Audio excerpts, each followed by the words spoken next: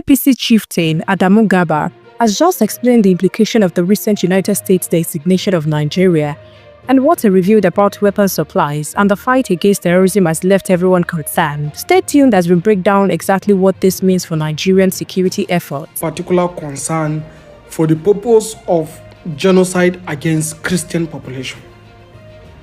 This means that the US is now going to start official procedural proceedings against Nigeria in some strategic interests where Nigeria is a concern, especially in the area of weapons deployment, because they believe that some of the official weapons that is being supplied to Nigeria find its way into the hands of these terrorists that are committing such genocide.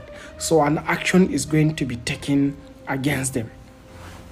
One of the sorts of concern with that designation is that the President of the United States, Donald Trump, is not just standing on the CPC designation. He is also requesting that the House Appropriation Committee chairman and some of the committee responsible, like Tom Riley, to sit down and come back and report to him. And he claims that he will not stand idle by to see fellow Christians are being killed in Nigeria. Most possibly, there is a program or a plan for the boots to be on the ground in order to help prevent the genocide. Most possibly, this is also one of the factors that they are likely going to consider.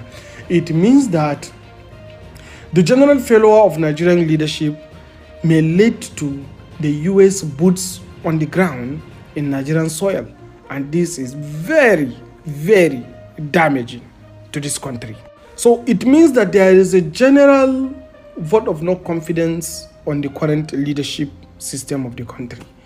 They believe that there is a general failure of leadership to provide security of life and property, and that they must do something extra to be able to help in provision of this protection for the life and property of some of the citizens in Nigeria that they're concerned about, especially the Christians. And I believe that's what he's trying to do. So here is what I want to say. The Muslims in this country should not see this as a direct attack against them. Rather, it's a direct attack against the militant terrorist organization. So, and there should be no issue of anger pointed towards some Christian population simply because of this is happening, but rather there should be a general consensus and understanding between the citizens of Nigeria so that we should all understand that there is a failure of leadership in the country, especially the political leadership and the security leadership, to provide the necessary protection that is required for a peaceful and prosperous society. And that is what led us to this problem. So the problem should be viewed from the lens of being generic, not from the lens of being religious division, that will lead to religious division between the Christians and the Muslims. And do not forget, the only interest group that went to the United States to present in the US Congress this concern are the Christian population. Possibly, if there is a Muslim population's delegation that also found their way to the Congress and expressed concern about the genocidal killings that takes place against Muslim population in Nigeria by the same terrorists, maybe that designation will have also happened.